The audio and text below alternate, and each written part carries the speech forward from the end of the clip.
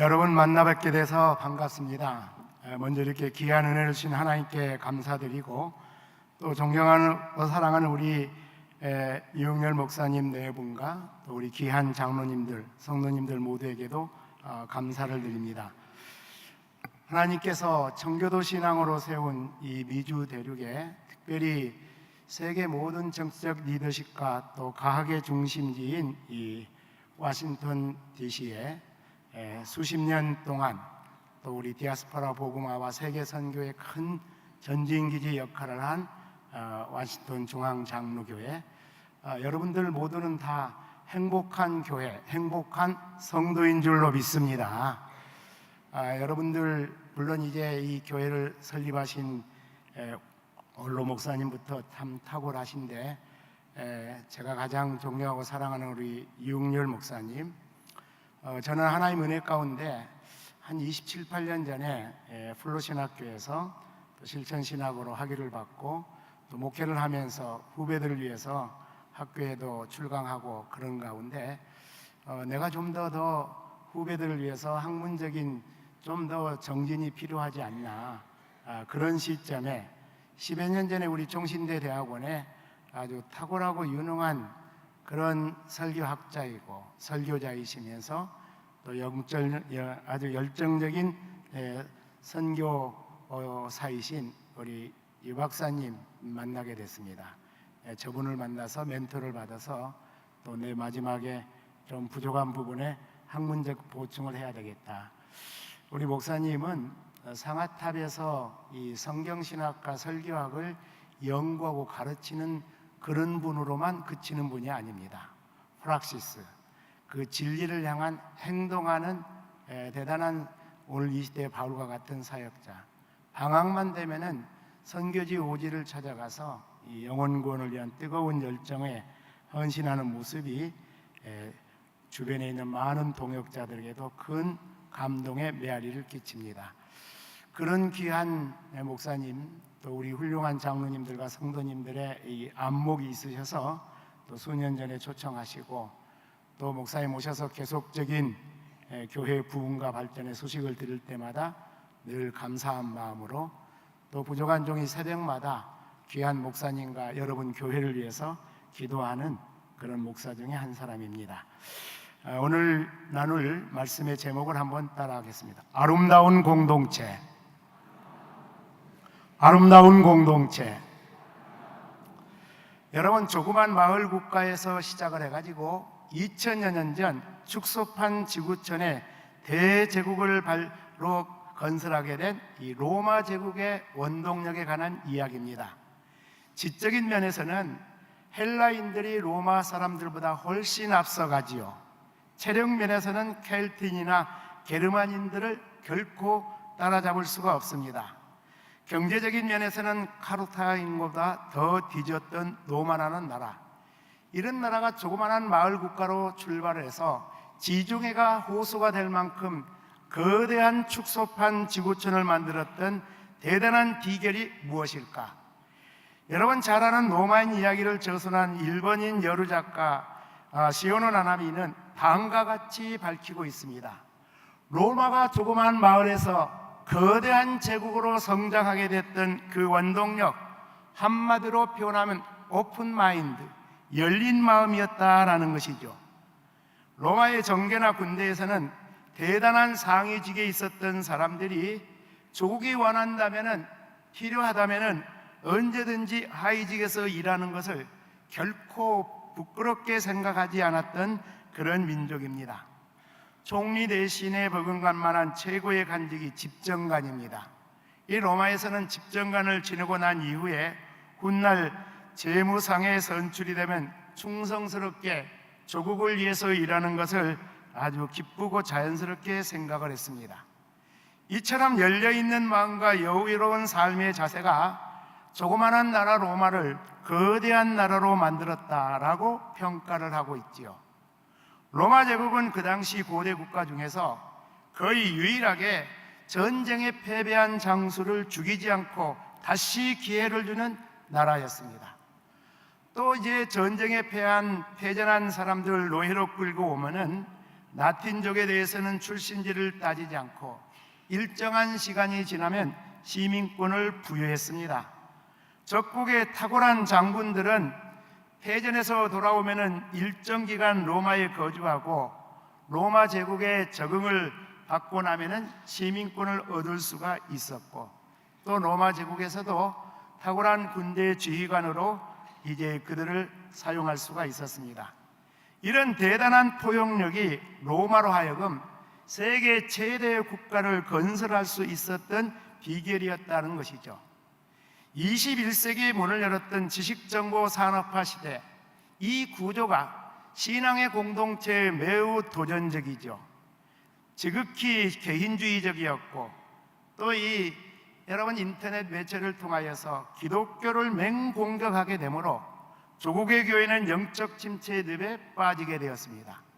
그런데 다행스러운 것은 다가오는 4차 산업사회의 새 시대의 특징들은 뭔가? 여러분 잘 아시는 바와 같이 창조적 사고와 더불어 포용성과 통정성이 강조되는 그런 특징이 있습니다. 이런 특징은 기독교 세계관과 맞물려 있기 때문에 우리가 아름다운 공동체를 이루어가면서 포용하고 창조적인 사고력으로 발전해 나가면은 다가오는 시대 영적 침체의 늪에 빠진 조국교회를 다시 한번 부흥시킬 수 있고, 디아스포라 교회와 전 세계의 교회에 하나님의 놀라운 부흥의 역사가 나타날 수 있을 것으로 간망을 해봅니다. 그러면 오늘 본문 속으로 들어가 보면서 바울 사도가 로마 교회의 성도들에게 외쳤던 아름다운 신앙의 공동체의 모습은 무엇일까요? 첫째로는 비판이라는 장애물을 제거할 때 아름다운 공동체를 형성할 수 있지요. 여러분 오늘 로마서 14장 13절 말씀을 보겠습니다. 그런즉 우리가 다시는 서로 비판하지 말고 도리어 부딪힐 것이나 거칠 것을 형제 앞에 두지 아니하도록 주의하라. 우리 한국교회에 대단한 영향력을 끼치는 유명한 기독교 잡지사에서 성직자들을 중심으로 해서 설문조사를 한 적이 있습니다. 근데 그 에피소드에 교회에서 제일 불편하고 무서운 사람이 누구입니까? 좀 약간 색깔 있는 그런 조사를 영적 지도자들에게 시도를 했지요. 그랬더니 그 대답이 한 3가지 나왔는데, 첫 번째는 40일 금식 기도를 한 성도였어요. 재밌죠? 두 번째는 철야 기도를 열심히 하는 사람이었습니다. 세 번째 신자는 누구냐? 신학을 전공하고도 목사 임직을 받지 않고 장로나 안수집사로 교회 중직자로 교회를 섬기는 분이다. 이런 재미있는 대답이 나왔습니다. 여러분 생각해 보십시오. 식음을 전폐하며 하나님께 매달려 금식을 기도하고 밤을 지새워 철야하며 기도하며 하나님의 말씀을 집중적으로 체계적으로 공부한 그 모두들은 개인들의 영적 성장에 매우 중요한 영향력을 끼치는 경건생활의 귀중한 요소로 평가를 받고 있습니다. 40일을 금식하며 기도했다면 하나님과 얼마나 밀접하게 영적인 깊은 교제를 했을까요? 신령한 은혜가 폭포수처럼 부어졌을 것입니다.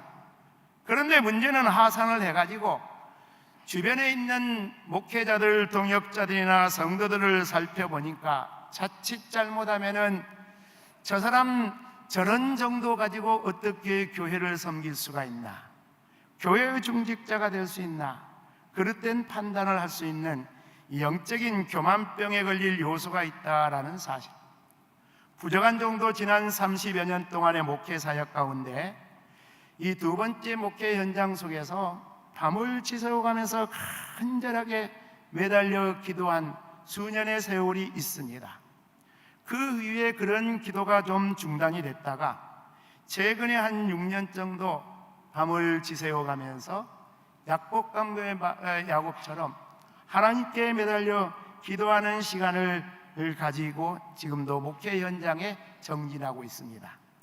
물론 철야 시간에도 사이사이 이 눈을 의자에 붙이고 쉬는 시간 갖는 것도 사실이고, 또 이제 새벽기도 끝난 다음에 좀 보충 시간을 갖는 것도 사실입니다.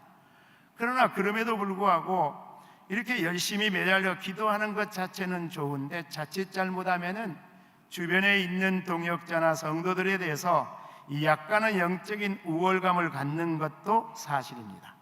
여러분, 금식을 하면서 기도를 많이 할수록 하나님의 말씀과 또한 이 신학의 진리에 해박한 지식을 가질수록 좀 더 겸손하고 간대하며 포용력을 가지고 은혜가 충만한 믿음의 사람이 되어야 하지 않겠습니까? 여러분, 우리의 시선을 그리스도 예수께로 집중을 해봅시다.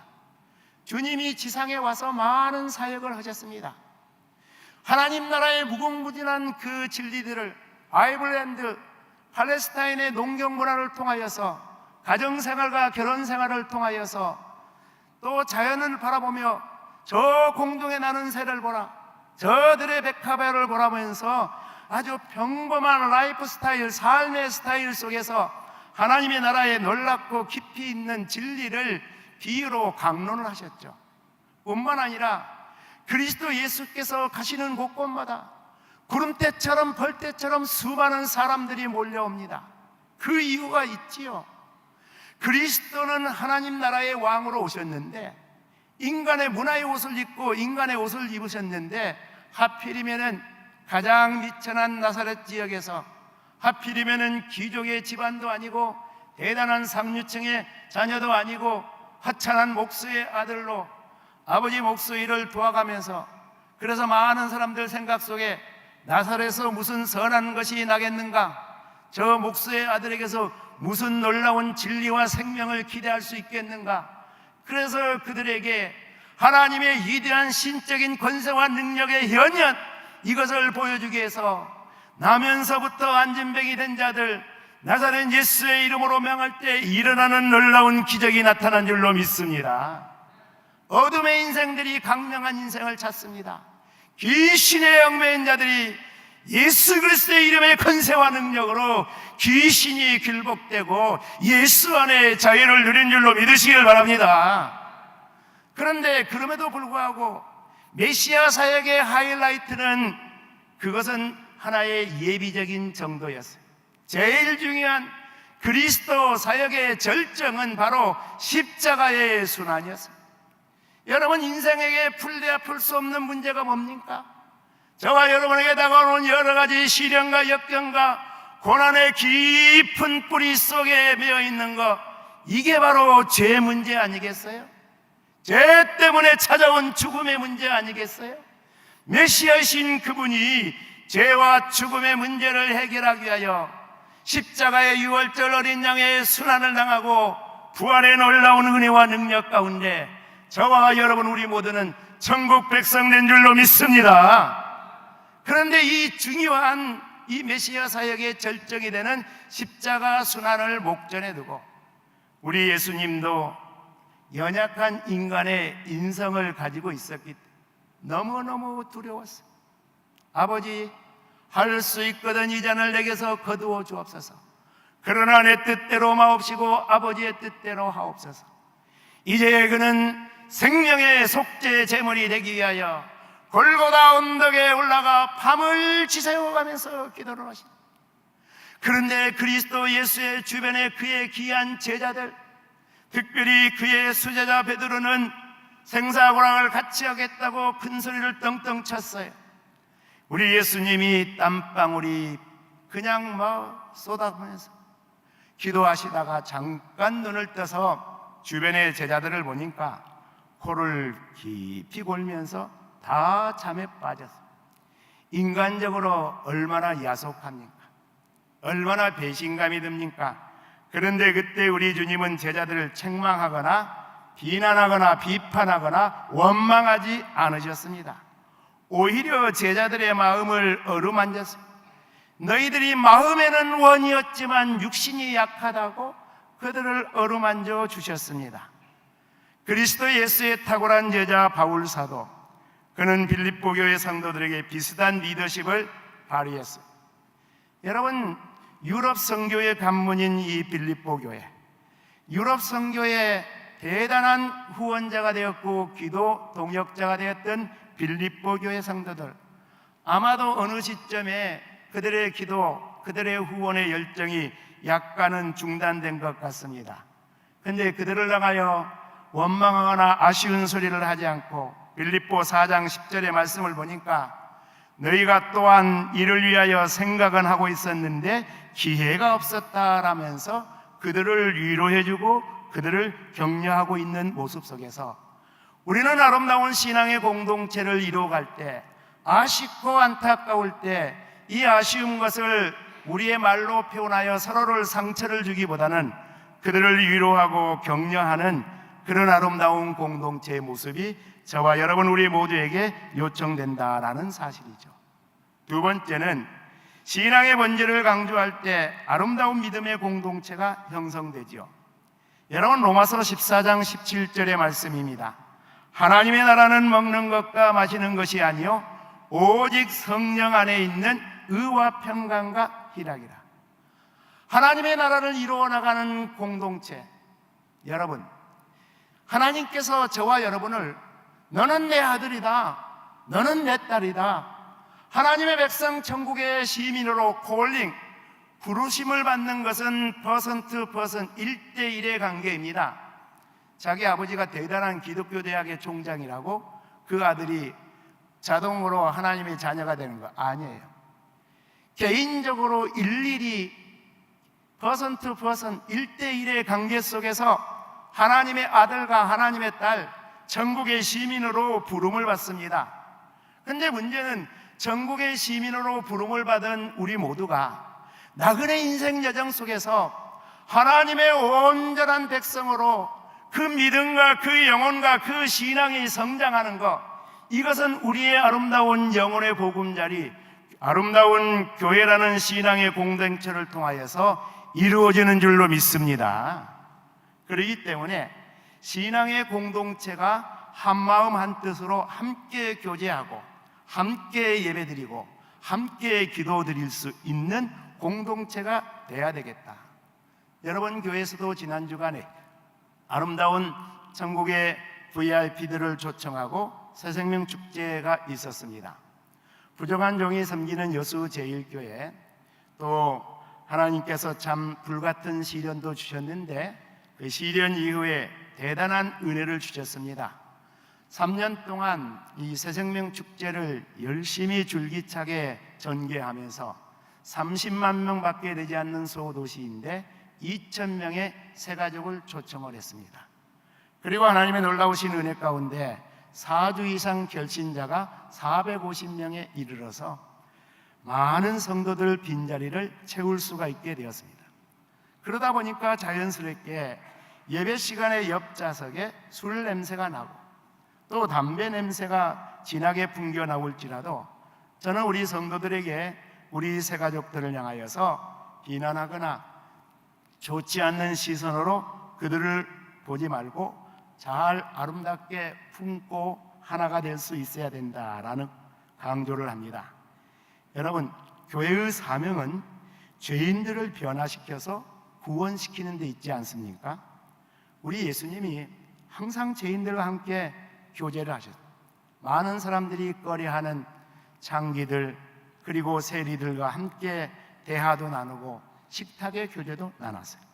이 광경을 목격하고 바리새인들이 사정없이 예수님을 비난을 했죠. 그때 우리 예수님의 반응은 뭡니까?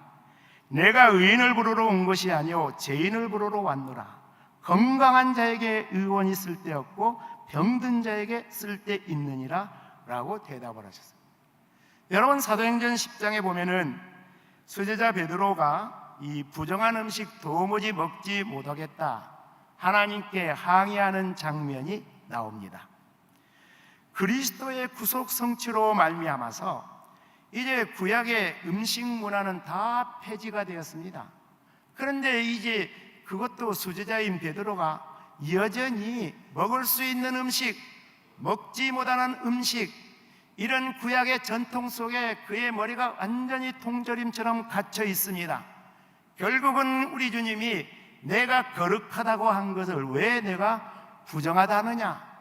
주님의 뜻을 따르게 되므로 본격적인 이방 선교의 문이 활짝 열어지게 됐습니다.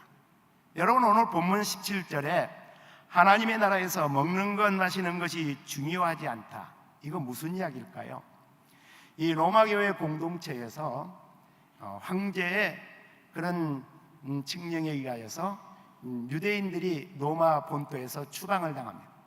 그러니까 이 로마교회 공동체 안에서 기득권을 유대인들은 자연스럽게 소멸되게 되었고, 그리고 헬라파 이 크리스찬들이 이제 교회 리더십을 발휘하게 되죠.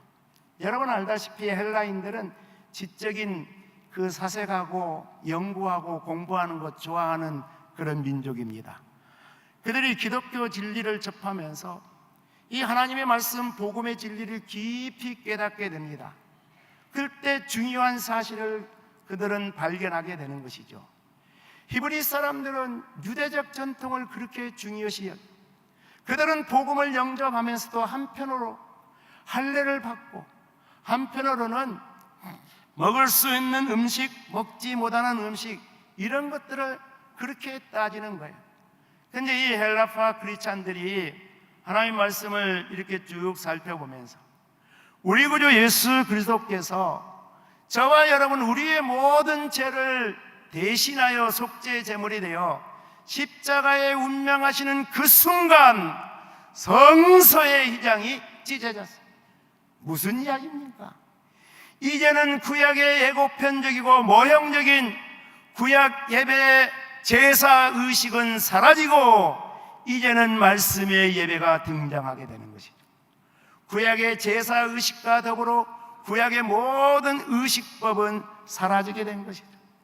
상당히 복음에 대한 성숙한 신앙 의식을 갖게 된, 진리를 알지니 진리가 너희를 자유케 하리라. 구약의 의식적인 율법에서 모든 것을 자유를 얻게 되었어요. 기쁘고 감사한 마음으로 이제 모든 음식을 먹을 수 있게 됐어요. 시간이 지나가자 유대인들이 다시 로마 제국으로 돌아오게 됩니다. 그들은 여전히 유대적 전통에 사로잡혀 있어요. 그러니까 로마 교회 공동체에 천군 백군, 유대적 전통에 있는 크리스찬들, 헬라적 전통에서 복음에 익숙한 신앙에 성숙한 신앙 의식을 가진 자들과 의견이 나눠지는 먹는 문제 가지고, 그 당시에 고기 먹는 문제가 문제였어요. 왜냐하면 그 당시 마켓에서 육류 고기들은 이제 도축장에서 이 고기를 잡으면 제일 먼저 이방 신전에 갑니다. 이 신전 제사의 예물이 되는 거예요. 그런 다음에 다시 마켓에 가서 유통이 되는 거예요. 그렇기 때문에 그때 당시에 마켓에서 이 고기를 구입해서 먹는 자들, 히브리적 전통에 의하면은 우상 숭배의 이 동참자들이 되었다라는 것이죠. 이런 문제가 생긴 거예요. 이렇게 됐을 때 중요한 말씀이 있습니다.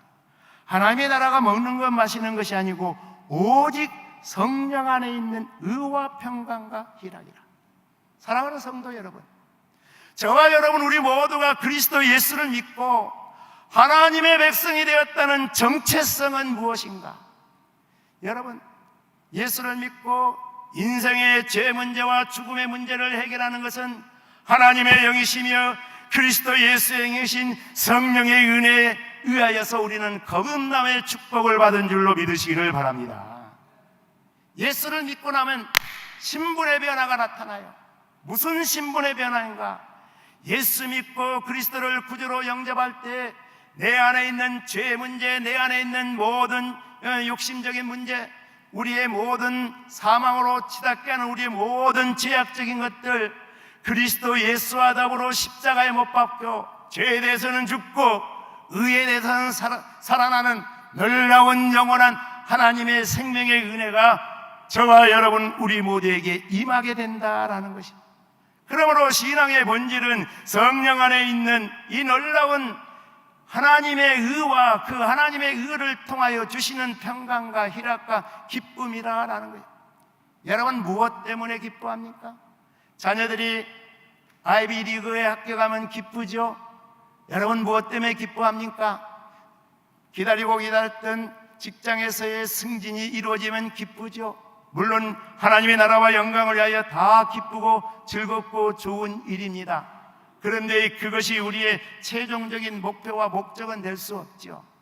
하나님의 백성이 되었고 천국의 놀라운 은혜를 누리고 있다는 것, 이것이 우리에게 놀라운 기쁨이 되지 않겠습니까?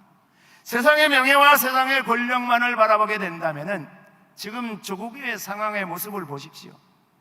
수년 전에 권력의 최절정에 있었던 분들이 지금 그 연세에 어디에 가 있습니까? 지구촌에 아주 참 나라 망신을 본인들도 불쌍한 모습이고, 만약 그런 자리에 이르지 않았더라면 그런 고생하지 않지 않았겠는가 라고 생각을 해본다면, 이 세상에 있는 명예도 권력도 물질도 지위도 다 지나가는 것이고, 저와 여러분 우리에게 영원한 것은 하나님의 영원한 의의 평강과 일학과 영원한 생명의 은혜인 것이죠. 이 사실을 생각합니다. 잠을 자다가도 벌떡 깨어 일어나서 우리를 저 죄와 사망의 늪에서 영원한 생명으로 인도하신, 나를 구원하신 예수를 영원히 찬양할 수 있는 저와 여러분이 되기를 주의 이름으로 당부합니다. 신앙의 본질적인 것이 중요한 것이죠. 그 다음에 세 번째, 사랑으로 덕을 세울 때 아름다운 신앙의 공동체가 이루어질 수가 있습니다. 여러분, 로마서 14장 19절과 20절 말씀, 그러므로 우리가 합평의 일과 서로 덕을 세우는 일을 힘쓰나니 음식으로 말미암아 하나님의 사업을 무너지게 하지 말라. 만물이 다 깨끗하되 거리낌으로 먹는 사람에게는 악한 것이다. 교구를 담당하는 어느 부목사님이 자기 교구 안에 있는 직분자를 신방을 가게 됐습니다. 그래서 이제 집무실 사무실로 신방을 갔는데 주인은 잠깐 자리를 비고, 그래서 기다리는 사이에 눈을 돌려서 사무실 한 구석을 보니까 매우 야한 그림이 하나 있는 거예요. 아주 예설적인 여인의 벌거벗은 모습입니다. 잠시 동안이지만 오해를 하게 됐습니다. 아니, 이분이 교회 활동 그렇게 열심히 하고 그렇게 예배생활과 봉사생활 충실하는 안수집사이신데 그 이중적인가? 왜 이렇게 외설적인 여인의 나치아를 수집하고 있는 그런 사람인가? 약간 혼란스러웠어요. 조금 있으니까 화장실을 다녀온 그 안수집사님이, 아이고 목사님 죄송합니다. 목사님 이상한 그림이 보였죠? 그러면서 그분은 미술가였어요. 그래서 이제 국선에 입선도 했고 외국에 출전도 했던 그런 작품 중에서 아름다운 여인의 모습만을 지금 정리하고 있어요. 그 모습 중에 하나가 여인의 나체 모습도 있었던 거예요. 무슨 이야기입니까? 어떤 한 폭의 그림이 다른 사람에게는 그 사람의 신앙생활에 대단한 거리낌이 될 수 있는 매우 야한 그림이 될 수도 있지만, 매우 예술적인 감상가, 예술적인 재능이 높은, 수준 높은 그런 미술 작가의 아름다운 여인의 표현의 모습으로도 승화될 수가 있다라는 이야기죠. 여러분, 좀 더 구체적으로 적용을 해보면 우리의 일상적인 삶 가운데 어떤 스포츠 분야라든지 여행이라든지 취미활동, 우리의 인생 여정 속에서 대단한 창조적인 에너지를 다시 한번 발휘할 수 있는 쉼의 가정이 될 수 있고 안식의 가정, 여가의 가정이 될 수 있습니다. 그런데 너무 바리새적인 경건생활과 엄격성을 강조하는 그런 신앙인에게는 신앙과 인생 여정에 매우 해를 끼치는 요소도 될 수 있다라는 그런 이야기죠. 갑에게는 분명히 해롭지 않은 것인데 을에게는 대단한 인생과 믿음의 치명적인 해악의 요소도 될 수도 있다라는 거예요. 그러므로 어떤 사건, 어떤 사물 그 자체가 중요하나 중요하지 않느냐, 잘못된 것인가 옳은 것인가, 그렇게 우리가 흑백 논리에 빠져서는 아니 된다라는 것이죠. 그것을 보는 사람의 가치관, 그것을 소화시킬 수 있는 그 사람의 여러 가지 감성과 재능들, 또 우리 크리스찬들의 성숙한 신앙의 의식과 역사의 의식, 기독교인의 가치관이 더 중요하다라는 이야기죠. 그러므로 이런 측면에서 우리 기독교인들은 서로가 덕을 세우는데 힘써서 위로해주고 격려해줄 수 있어야 된다라는 것입니다. 바울 사도는 음식으로 말미암아 신앙의 부수적인 것 때문에 하나님 나라 확장이 무너져서는 아니 된다라고 강조를 하고 있습니다. 여러분 잘 알다시피 외국의 크리스찬들에게서는 이 주초 문제, 우리나라 크리스찬들이 커피 정도로 기호식품으로 생각을 하는 사람 많습니다. 근데 우리 한국의 경우에 100년 전에 이 민족 공동체와 가정을 망치는 것이 몇 가지 있었어요. 그 중에 하나가 음주, 도박, 또 마약, 아편. 그래서 선교사들이 음주, 아편 이런 것들을 교회법으로 금주 금연의 원칙을 세웠습니다. 해방이 되었습니다. 외국의 유명한 신학자들을 한국의 신학대학원에서 한 학기 또는 한 달 정도 초청할 때의 일입니다. 귀하가 한 달 정도 한국에 방문하여서 신학교의 교육 사역을 하고 한국 교회를 방문하기를 원한다면 가급적이면 금연하고 금주하는 훈련을 쌓으신 후에 오셔야 합니다. 이런 서한을 우리 선배님들이 보냈다 그럽니다. 왜냐하면 그들에게는 우리가 말하는 커피 정도의 기호식품이지만 그 주초를 하고 또한 이 알코올을 마시는 장면을 보면은 한국 기독교인들의 정서에 신앙적인 상처가 된다라는 이야기죠. 여러분 미국 생활에 익숙하고 있으니까 우리가 스테이크 먹을 때 반드시 소화도 잘 시키게끔 해서 따라오는 것이 와인 아니겠어요? 근데 여전히 한국의 율법적인 그런 이 보수적 그런 꼴통 교인들은 무조건 와인만 마시면은 예수 믿는 사람이 술을 마시네? 그렇게 좋지 않은 시선으로 볼 수가 있다라는 것입니다. 그러니까 서로가 덕을 세우는 일에 서로 신앙의 공동체를 이루는데 우리가 힘써야 되겠다라는 그런 말씀입니다. 오늘 말씀을 마무리 짓는 교훈과 적용 세 가지를 살펴보고자 합니다. 가장 중요한 것, 신앙은 하나님뿐만 아니라 주변 사람들에게도 인정을 받을 수 있어야 된다라는 것이죠. 여러분 18절 보십시오. 그리스도를 섬기는 자는 하나님을 기쁘시게 하며 누구에게도 칭찬을 받는 자, 사람에게도 칭찬을 받는 자.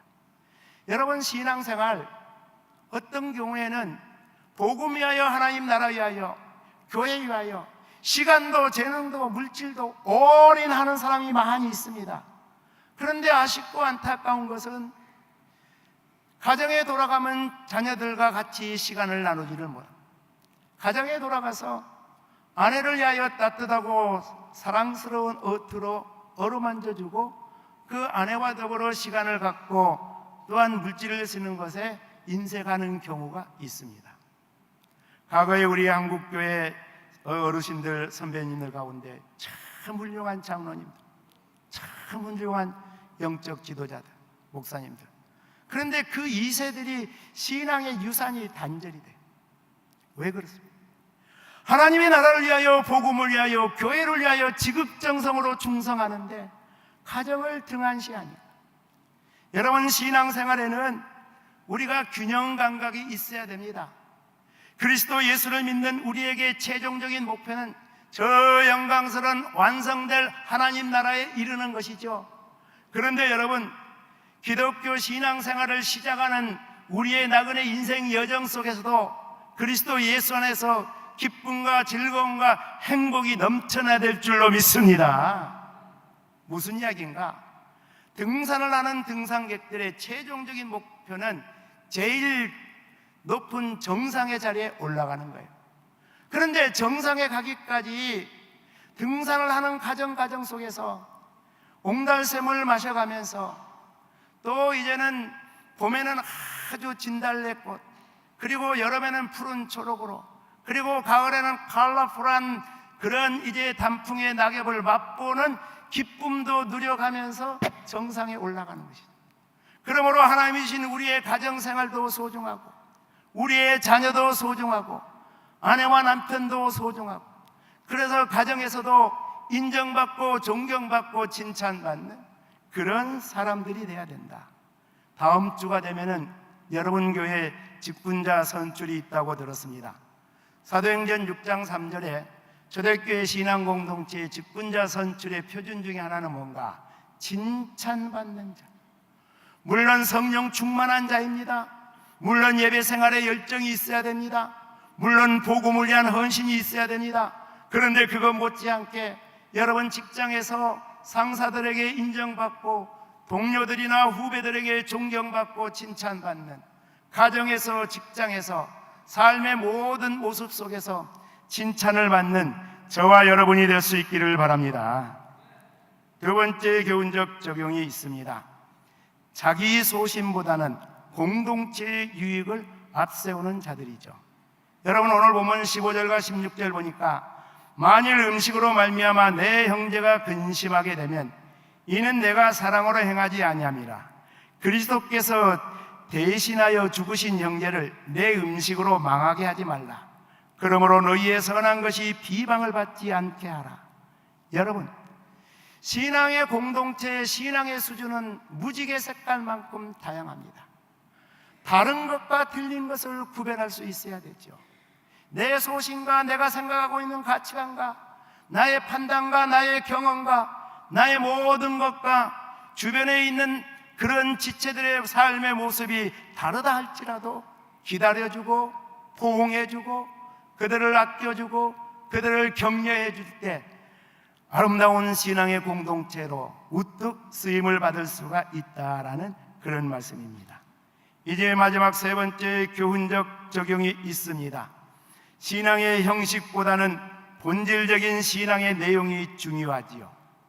오늘 로마서 14장 17절 말씀 우리 다 같이 한 목소리로 통독을 하겠습니다. 로마서 14장 17절 시작. 하나님의 나라는 먹는 것과 마시는 것이 아니요 오직 성령 안에 있는 의와 평강과 희락이라. 할렐루야. 신앙의 형식이 왜 중요하냐?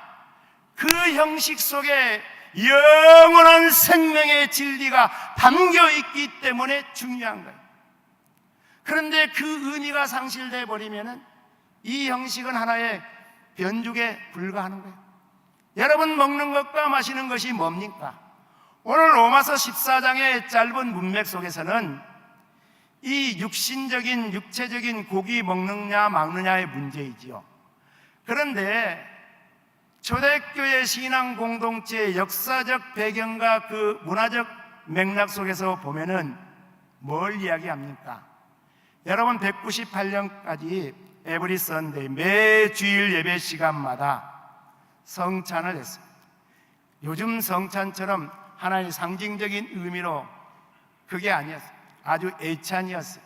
그래서 포도주도 그냥 한 컵씩 떠서 이렇게 딱 마시고 떡도 주먹만하게 한 덩어리씩. 그게 아예 애찬이에요. 그러니까 그 당시에 초대교회 성도들이 또 주변 사회생활하는 사람들이 예수 믿느냐 믿지 않느냐의 이 정체성의 문제는 매주일마다 예배당에 가서 포도주를 마시고 떡을 떼면은 하나님의 백성이다, 이런 정체성을 가진 거예요. 여러분, 중요하지요. 저는 30여 년 동안 목회 생활을 하면서 한 주 전에 강구를 하고 성찬주일 예배를 드리는데, 강구하고 예배 준비 많이 하고 성도들도 준비 기도 많이 하고 예수의 그 살과 피를 나누는 그 시간이 되면 얼마나 가슴에 감격이 밀려오는, 한 주간 동안 부흥 집회한 것 못지않는 은혜가 쏟아 부어집니다.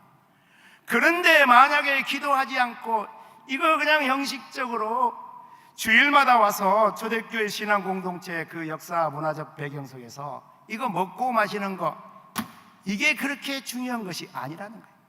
정말 중요한 것은 성령 안에 있는 의와 평강과 희락. 여러분, 그렇죠? 그리스도 예수 안에서 하나님의 영이 심여 그리스도의 영이신 성령 안에서 내 모든 죄 문제는 해결받은 줄로 믿습니다. 수고하고 무거운 짐진 자들아 다 내게로 오라.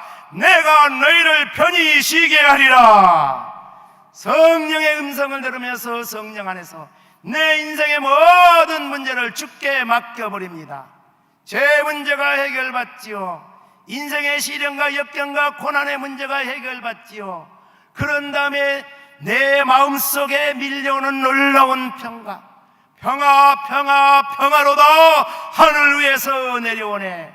세상의 명예도 세상의 지식도 세상의 사회적 지위도 물질도 줄 수 없는 오직 그리스도 예수만이 우리를 죄의 세사슬에서